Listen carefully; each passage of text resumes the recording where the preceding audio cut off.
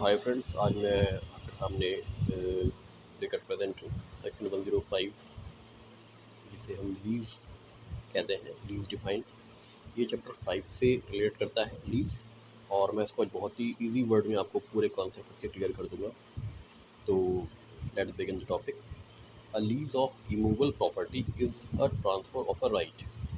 देखिए, कुछ लोगों को यहाँ पे बहुत कन्फ्यूज़न है। कहीं कहीं पे ये बोल देते हैं कि ट्रांसफ़र ऑफ एन इंटरेस्ट, और कहीं कहीं पे इसको राइट तो हमारा दिया ही गया है।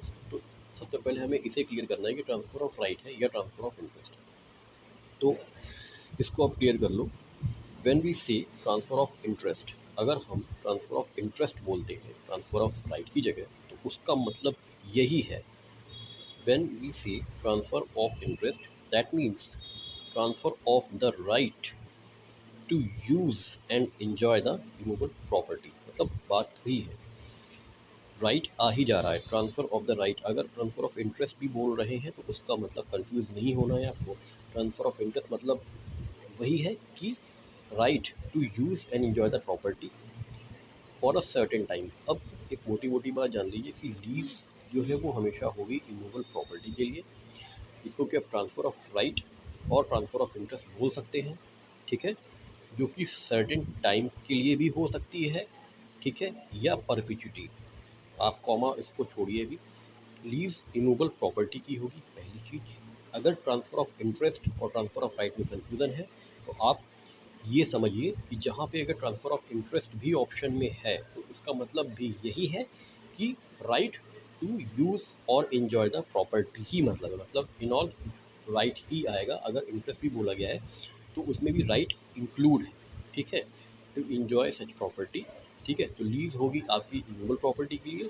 ट्रांसफ़र ऑफ राइट और ट्रांसफ़र ऑफ इंटरेस्ट ऑप्शन में होगा तो आपको दिक्कत नहीं होनी चाहिए। लीज आपकी एक निर्धारित समय के लिए 1 साल, 2 साल, 10 साल, 100 साल की हो सकती है, या इन कंटिन्यूटी, इन परपिचुटी मतलब अनंत काल के लिए भी हो सकती है, ठीक है। और लीज आपकी या तो एक्सप्रेस या इम्प्लाइड। एक्सप्रेस मतलब थ्रू एग्रीमेंट, थ्रू कॉन्ट्रैक्ट, या without agreement, without contract. Implied भी हो सकती है। In consideration a price paid और प्रॉमिस्ड। अब देखिए, इन कंसिडरेशन मतलब कोई व्यक्ति अगर अपनी ज़मीन को किसी दूसरे व्यक्ति को दे रहा है, ठीक है, तो उसको भी कुछ इन एक्सचेंज में कुछ चाहिए होगा। तो उसको चाहिए होगा प्राइस पेड और प्रॉमिस्ड। या तो प्राइस पे कर दे। प्राइस मतलब यहाँ पे है आपका प्रीमियम। प्राइस और मनी में अभी डिफरेंस मैं बताता हूँ। प्राइस पेड मतलब एक बार में ही पूरी की पूरी अमाउंट पे कर दी जाए, या प्रॉमिस कर दिया जाए कि पे कर दूंगा एक बार में ही, या तो लीज शुरू होने से पहले या आफ्टर दैट, ठीक है। और मनी मतलब मैं हर महीने, हर 2 महीने पे आपको पीरियडिकली, ठीक है, पेमेंट करता रहूँगा। प्राइस मतलब क्या है, एक बार में ही कर दिया गया। मनी में क्या है, बार बार किया जा रहा है, हर महीने किया जा रहा है। तो ये डिफरेंस है प्राइस पेड और प्रॉमिस में। यहाँ पे प्राइस पेड मतलब है प्रीमियम, ठीक है, जिसे प्रीमियम कहते हैं, ठीक है।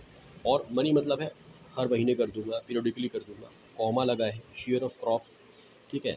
ए ने अपनी ज़मीन बी को दी, ठीक है, खेती करने के लिए, और बी से बोला कि तुम इस पर खेती करो, जो भी फसल तुम उगाओगे उसका 50% तुम 50% फसल तुम मुझे दोगे और 50% फसल खुद रखोगे, ठीक है। जो आप नॉर्मल सुनते आते हैं, गांव में अक्सर होता है। कोई सर्विस प्रोवाइड करोगे मुझे, उस जो मैंने तुमको लैंड दी है यूज़ करने के लिए, उसके बदले तुम मुझे कोई सर्विस दोगे या कोई अदर थिंग दोगे जिसकी कुछ कीमत हो।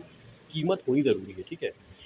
और जो ऐसा आप मनी, शेयर ऑफ क्रॉप्स या सर्विस जो आप दे रहे हो, या तो वो पीरियडिकली दोगे या किसी एक खास मौके पर दोगे टू द ट्रांसफरर को, जिसने आपको अपनी ज़मीन दी है।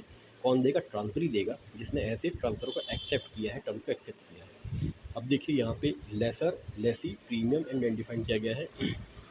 लेसर मतलब क्या है, वो व्यक्ति जो अपनी संपत्ति को लीज पर देता है। लेसी जो लीज पर लेता है।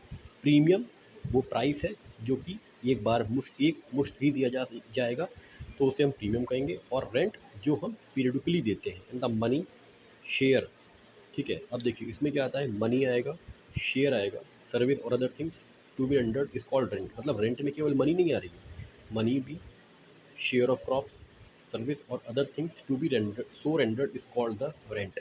यहाँ पे जो प्राइस है इसमें केवल मनी आ रही है, क्वांटिटी टर्म्स आ रहे हैं, लेकिन जो आपका यहाँ पे आपका जो ये आपका जो प्राइस है वो प्रीमियम है, लेकिन जो मनी है, मनी ऑब्लिक शेयर सर्विस और अदर थिंग जो है वो रेंट में आ रही है। तो रेंट में आपकी केवल मनी नहीं आ रही है, मनी भी आ रही है, शेयर भी आ रहा है, सर्विस भी आ रही है और अदर थिंग भी आ रही है, लेकिन प्राइस में केवल मॉनेटरी टर्म्स आ रहा है। ठीक है, तो ये आपका एक छोटा सा एक्सप्लेनेशन है लीज़ का। एक बार और मैं बता दे रहा हूँ आपको, लीज़ होगी आपकी मूवेबल प्रॉपर्टी की पहली चीज़। लीज़ में आपको इस बात पर कंफ्यूजन नहीं होना है कि ये ट्रांसफ़र ऑफ राइट है या ट्रांसफ़र ऑफ इंटरेस्ट है। अगर ऑप्शन में ट्रांसफ़र ऑफ इंटरेस्ट भी दिया है और ट्रांसफ़र ऑफ राइट नहीं दिया है, तो आप ट्रांसफ़र ऑफ इंटरेस्ट पर टिक कर सकते हो, क्योंकि ट्रांसफ़र ऑफ इंटरेस्ट जहाँ पे ये कहा जाए ट्रांसफ़र ऑफ इंटरेस्ट, उसका मतलब यही है कि right, transfer of the right to use and enjoy the movable property. ठीक है, लीज़ एक निश्चित समय के लिए भी की जा सकती है, एक्सप्रेस की जा सकती है या इम्प्लाइड की जा सकती है। इम्प्लाइड मतलब जिसमें कोई लिखित ना हो, एक्सप्रेस मतलब लिखित हो। परपेचुइटी, यहाँ पे क्या है, एक निश्चित समय, परपेचुइटी मतलब अनंत काल, जहाँ कोई एक टाइम डिफाइंड ना हो, वहाँ उस हिसाब उस ऐसी भी की जा सकती है। कंसिडरेशन के लिए की जाएगी, कंसिडरेशन मतलब प्राइस पेड, प्राइस पेड मतलब एक बार में ही आपको पूरा पेमेंट कर देना है, या आप एक बार में ही पूरा पेमेंट करने का प्रॉमिस करते हो, या money, share of crop, service और एनी अदर थिंग जिसकी कीमत हो, उसे आप एक निर्धारित समय पर पीरियडिकली, हर महीने, हर 2 महीने, हर 3 महीने पे किसी एक निर्धारित ओकेज़न पर, स्पेसिफाइड ओकेज़न पर ट्रांसफ़र के द्वारा दिया जाएगा ट्रांसफ़री को। और ये मैंने आपको बता ही दिया है। So thank you so much.